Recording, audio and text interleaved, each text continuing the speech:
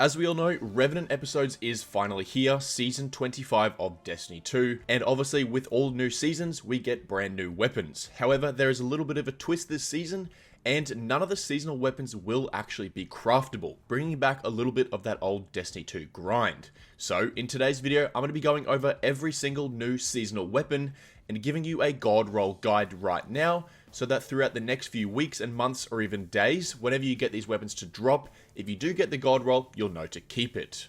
So straight away, starting the list off with one of the new pulse rifles, Vantage Point. Now straight away, this is an arc pulse rifle coming in at 390 rounds per minute. Now we do have a couple brand new perks in this column with these guns, being closing time, improves range, accuracy and handling as the magazine gets lower. We also have another couple other perks here, being to the pain. While this weapon is equipped, taking damage increases handling and aim assist. This weapon perk is okay, but we pretty much don't really want to be taking damage, so this perk is not too good here. Now the other perk is Lone Wolf. This slightly improves our aim assist, aim down sight speed and airborne effectiveness. This perk kicks in when there is no other allies nearby. This is a PvP focused perk, so we won't really worry about that perk today on a lot of these guns, as this is more of a PvE weapon guide. Other than these new perks, straight away here in the first column, I'm really liking Eddy Current because this is an arc pulse rifle. Basically, the way Eddy Current works is whenever we get amplified through our arc subclass or prismatic subclass, whatever it is,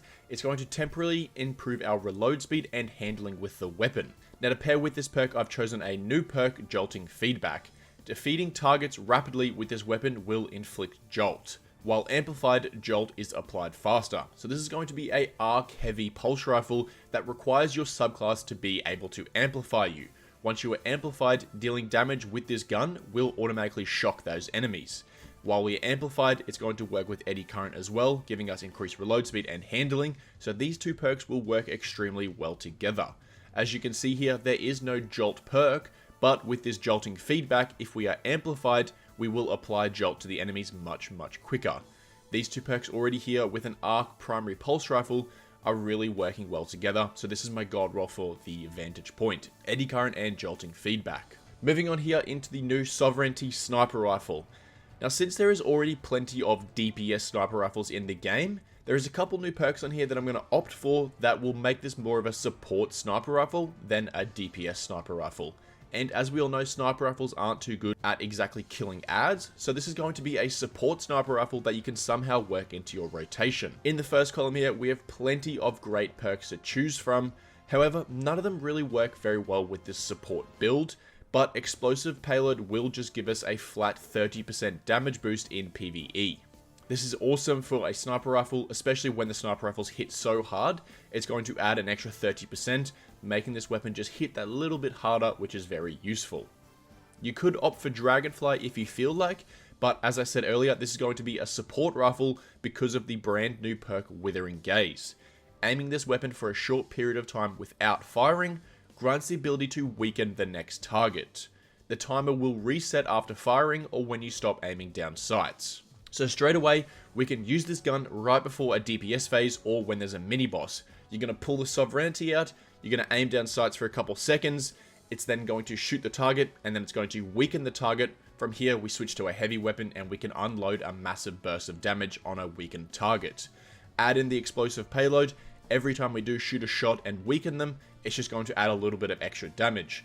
If we're going for the weakening support sniper build, nothing really in this first column supports this build as much as explosive payload does, just for a little bit of extra damage. Like I said before, we have plenty of DPS sniper rifles in the game. There's no need to build another DPS sniper, so we're going to opt for a support sniper build with the Sovereignty here. Moving on here into a brand new hand cannon. I don't even know how to say this one. I'm going to try my best. Please don't flame me in the comments. Exuviae, I guess. So that's what we're going to go with there. This is a brand new stasis 120 rounds per minute hand cannon, and straight away my thoughts are stasis. Let's work around it and get some sort of stasis build going. Again, we have a brand new perk in this first column here, being Rime Stealer. Destroying a stasis crystal or defeating a frozen target with this weapon grants you frost armor. This already sounds amazing for any sort of stasis build that we may run on our Guardian. Now, if we want to pair this with Headstone, which I've already looked into, these can work extremely well together. We get a precision final blow with Headstone, it's going to create a stasis crystal. We then destroy the stasis crystal, and it's going to grant us a stack of frozen armor. Straight away, these two perks work extremely well together for any stasis build, and like I said earlier in the video with the Sovereignty Sniper, we already have plenty of DPS snipers in the game, and in this example, we already have amazing, hand cannon builds out there that can deal with adds, so there's no point in building another DPS hand cannon dealing with adds. So let's go for something a little bit different here. Let's build into some sort of stasis fun build that we can work with here that will actually work extremely well. So this is my gold roll here for the Exuviae, Headstone, and Rhyme Stealer. Amazing perks to go here. Coming up next here, we have the Liturgy Grenade Launcher, which is a double firing, hard-hitting twin round grenade launcher. Now this is also stasis, so I've thought of a couple perks here that can work extremely well together. Again, we do have Rhyme Stealer here in this first perk column, which is a very good option here if you want to run that for this stasis gun. I would definitely recommend thinking this as an option. However, I'm going to be opting for Slideways simply because this is one of the easiest perks in the game to reload a gun. You shoot the bullets, you then just do a quick slide, it's going to reload your gun. This is extremely easy. Slideways is very different to Slide Shot, as Slideways will go on cooldown and you can't use it back to back like Slide Shot. However, Slideways is still very effective. And then to pair with this, I've chosen Chain Reaction. Every time you get a kill, it's going to create a elemental explosion, that being stasis because this is a stasis gun. These perks can work very well together. You pull the gun out, you shoot at enemies, you kill them, they explode, deal more damage, you quickly slide, and then the gun's going to be reloaded. You put it away, pull out your other gun, whatever it is, this is a very easy combo to use here. Some other perks that I would recommend thinking about is obviously the Rhyme Stealer perk in the first column. Create some stasis crystals, you break them with the gun, it's going to, give you frost armor, it can work very well. You can also pair that with Chill Clip, which will help freeze and slow enemies. But overall, I reckon Slideways and Chain Reaction is the go-to role here. Jumping over here into the next sidearm, this is Insurmountable. This is a Void primary sidearm. We have all of the new perks here on this one. We have got To the Pain, we've got Lone Wolf. However, I don't feel like these are very useful for a Void sidearm. Straight away, this is our first Void sidearm. And what else would you want to run on a Void sidearm other than Repulsor Brace and Destabilizing Rounds? These two perks here together work incredibly well for any Void subclass in the entire game, especially if you're a Void Hunter running Gyro Falcons, Repulsor Brace giving you an overshield, Destabilizing Rounds making everything volatile, everything blowing up. Overall, this is one of the best combos in the entire game, and it's a no-brainer as to why you would run anything else other than these two perks together here on this sidearm. Now coming up here, we have a returning grenade launcher being the Ignition Code. However, this has come back this season and it's going to make it very obtainable to get, as it's going to be a seasonal weapon. Now straight away, I'm already having flashbacks to my personal Ignition Code that I've grinded for hours for, which you can now get quite easily, I assume. I don't know yet, I haven't played too much of the Revenant episodes yet, but straight away, the gold roll for this weapon, in my personal opinion, is Disorientating Grenades and Slide Shot. Now this is the exact same roll that I got many years ago on the original Ignition Code, and it is still my #1 most used weapon in every single contest raid, and also I'm going to be using this in the contest dungeon coming this weekend. Having Disorientating Grenades and Slide Shot together is completely broken.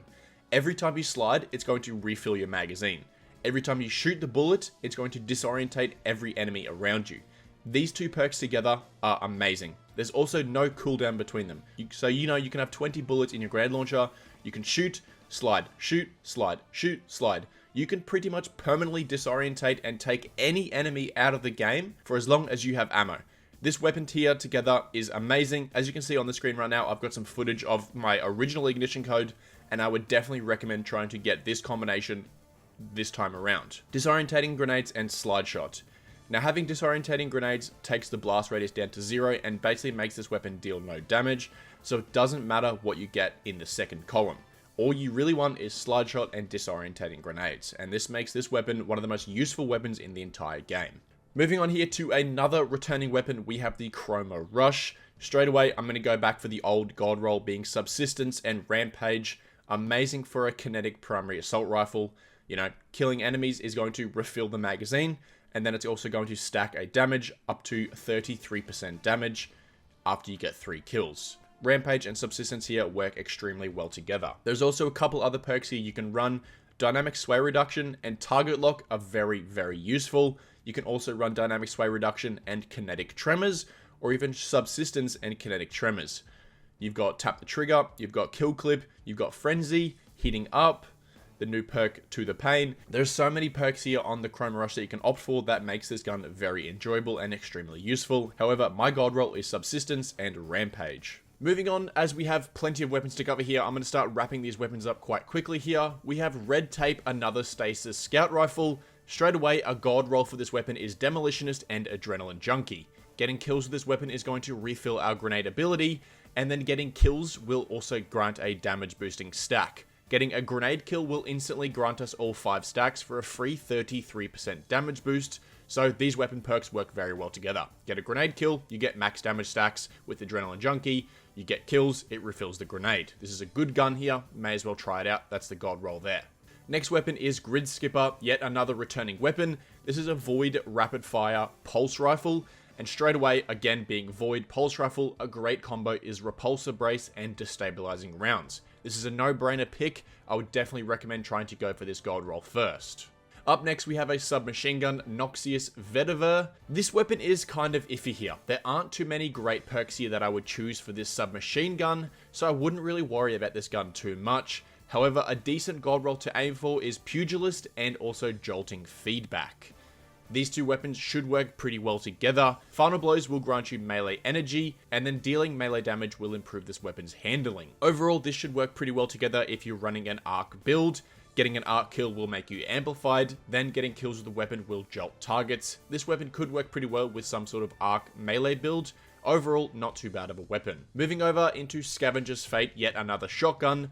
I'm going to go for Dual Loader and Destabilizing Rounds, as this is a Void Precision Frame shotgun.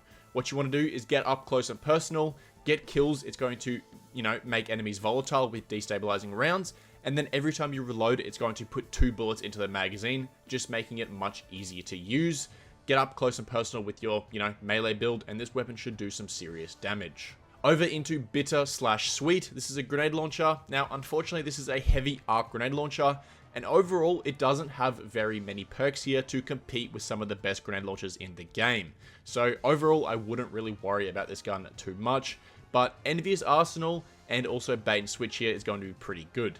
Dealing damage with both of your other weapons before readying this grenade launcher will refill the weapon from reserves. So what you want to do is shoot a couple bullets to, start to proc Bait and Switch to your 2 other guns, fully proc Bait and Switch, and then when you switch back, Envious Arsenal will come in, reload the gun, it will then also proc Bait and Switch, and then you can unload a magazine. Switch back to the other weapons, shoot them to then proc Envious Arsenal again, and then, keep dealing damage. And moving on here into Heretic's Fever, a rocket launcher, again, very similar to the last grenade launcher. There aren't too many perks here that make this one very good to compete with some of the best rocket launchers in the game. So I've opted here for Autoloading Holster and Explosive Light as a stasis, rocket launcher.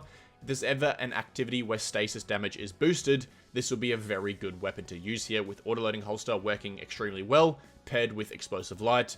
This weapon should work very well whenever there's, stasis boost damage. And finally, moving on to the last weapon here, we have a Solar Sojourner's Tail shotgun. And obviously, straight away, my go-to gold roll that I'm going to be going to first is going to be Heal Clip and Incandescent. These 2 perks are S tier. Combine them together on a gun makes it SS tier. Being solar as well, this weapon is going to be one of my favorite weapons this season. I can already see it. Now, if you're too sick of having Heal Clip and Incandescent on all of your guns, you could even opt for Autoloading Holster and Precision Instrument, making this gun just deal massive damage, as it is a pinpoint slug frame.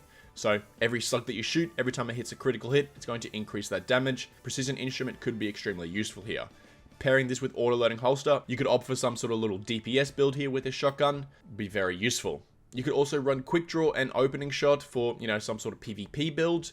But overall, Heal Clip and Incandescent is my #1 recommendation here. But anyway, guys, that will wrap the video up there. Those are all my gold roll recommendations for the brand new Season 25 Revenant episodes weapons. I hope you guys enjoyed. Thank you for watching, and I'll see you in the next video.